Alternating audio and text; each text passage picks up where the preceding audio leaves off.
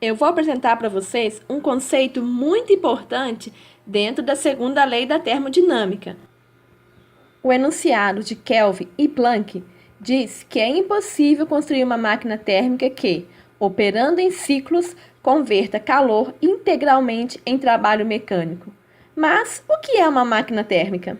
Antes, é importante aprendermos o conceito de reservatório de energia térmica.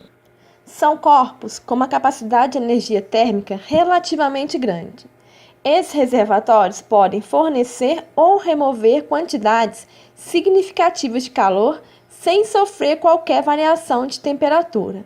Matematicamente, essa capacidade de energia térmica é dada por massa vezes calor específico. No geral, grandes corpos de água, como os oceanos, lagos e rios, podem ser modelados como reservatórios térmicos. Podemos verificar a funcionalidade dos reservatórios de energia térmica quando pensamos em torres de resfriamento de uma usina nuclear. São trocadores de calor que resfriam o fluido de trabalho da usina. A própria torre tem um fluxo de água que será utilizado para fazer a troca de calor. Em alguns casos, a água quente que sai da torre vai ser direcionada para algum curso d'água.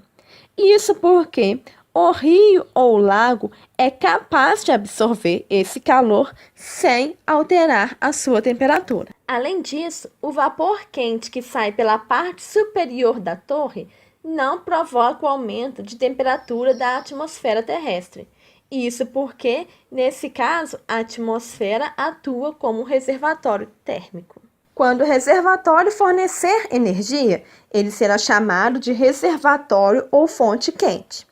E quando ele absorver energia, será denominado reservatório ou fonte fria. Inicialmente foram criadas máquinas a vapor que transformavam calor em trabalho.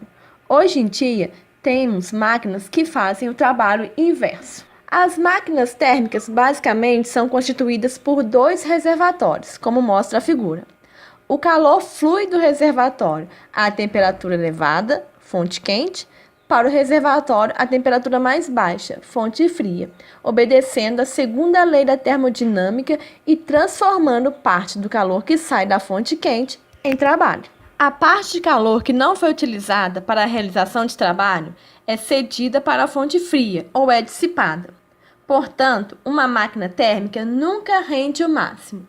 A segunda lei da termodinâmica, que diz que é impossível transformar todo o calor em trabalho, reflete o fato de que nenhuma máquina térmica tem 100% de eficiência.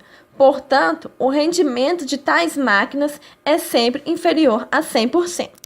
Podemos calcular o rendimento de uma máquina térmica se sabemos o quanto de trabalho T ela produz e o quanto de calor Q foi fornecido pela fonte quente. Matematicamente, podemos expressar o rendimento R por R é igual a T sobre Q, que resulta sempre em um valor menor do que 1 ou 100%. Se uma máquina recebe um calor Q1 da fonte quente, cede um calor Q2 para a fonte fria e realiza um trabalho T, segundo o princípio da conservação de energia, Q1 é igual a T mais Q2, logo o trabalho será T igual a Q1 menos Q2 e, portanto, o rendimento dessa máquina será calculado por R é igual a 1 menos módulo de Q2 sobre Q1. O que deixa claro que sua eficiência é menor do que 1. Vamos agora às aplicações das máquinas térmicas. A primeira delas é o exemplo de uma locomotiva. A nossa fonte quente será representada pela fornalha. Ela vai transferir calor para o fluido de trabalho. Normalmente, as máquinas térmicas vão sempre operar com fluido de trabalho. Nesse caso, o fluido é a água. Com o aquecimento, a água vai passar para o estado gasoso. Esse vapor vai ser encaminhado para um sistema de pistão. Esse sistema de pistão representará a máquina térmica, onde o calor vai ser transformado em trabalho mecânico, fazendo girar a roda. Observem também que o sistema tem válvulas de entrada e saída para controlar o fluxo de vapor. Após realizar o trabalho, o vapor perde energia e vai ser encaminhado através da válvula de saída para a fonte fria, que na figura é representada por um condensador. Nele vai ocorrer o resfriamento do fluido que, voltando a ser líquido, vai retornar para o início do sistema. Vale ressaltar que, como estamos falando de ciclos, o estado final é igual ao estado inicial. Devemos lembrar também que, quando falamos de fonte quente, fonte fria e transferência de calor, estamos nos referindo ao fluido de trabalho, pois é ele que perde e recebe calor. A outra aplicação está mais presente no nosso dia a dia: o motor de combustão interna. Os automóveis foram criados pelo alemão Carl Benz e hoje seus motores, assim como os de caminhões ou ônibus, são máquinas térmicas que produzem o movimento através da queima do combustível no seu interior. Os motores a álcool ou gasolina são constituídos por um pistão ligado a uma biela que está ligada ao virabrequim e uma câmara de combustão que possui duas válvulas, um cilindro e uma vela de ignição. Atualmente, os automóveis podem ter motores com 4 a 8 cilindros e os carros de corrida podem ter até 12 cilindros. Esses motores trabalham numa sequência de 4 movimentos do pistão no cilindro, o que completa um ciclo.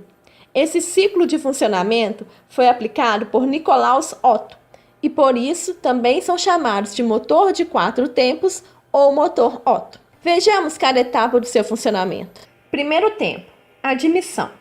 O pistão desce enquanto aspira uma mistura gasosa de ar e combustível, que pode ser gasolina, gás ou álcool, que entra no cilindro através da válvula de admissão. Durante esse tempo, a válvula de escape permanece fechada para que a mistura não saia.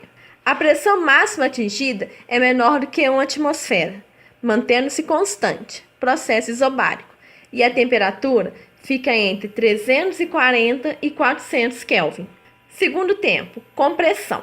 A válvula de admissão se fecha enquanto o pistão se move para cima, devido à inércia do virabrequim comprimindo a mistura gasosa. Nesse tempo, além do aumento de pressão, que fica entre 8 e 15 atm, há um aumento de temperatura, que fica entre 600 e 750 Kelvin. Porém, é um processo adiabático, pois não há transferência de calor nem para fora nem para dentro da mistura. Terceiro tempo, explosão e expansão. Quando ocorre a máxima compressão, uma centelha elétrica na vela de ignição provoca uma explosão que causa um aumento de temperatura de 2.300 a 2.700 Kelvin nos gases resultantes e um aumento de pressão que fica entre 30 e 50 atm no interior do cilindro, resultando na expansão da mistura gasosa. Também é um processo adiabático. É nesse exato momento que ocorre a conversão de calor em trabalho mecânico. Quarto tempo, exaustão. No final da expansão, a temperatura fica na faixa de 900 a 1.100 Kelvin e a pressão fica na faixa de 4 a 6 atm. Abre-se então a válvula de escape e, praticamente sem variar o volume, o gás que se encontra no interior do cilindro escapa para a atmosfera, reduzindo-se a pressão a 1 atm. A seguir, ainda com a válvula aberta, o pistão sobe, retomando o volume mínimo, expulsando quase todo o gás restante para a atmosfera.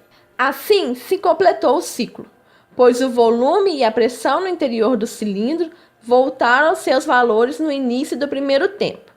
Então, a válvula de admissão novamente se abre, reiniciando um novo ciclo. E agora, vejamos uma demonstração que nos permite verificar o princípio das máquinas térmicas.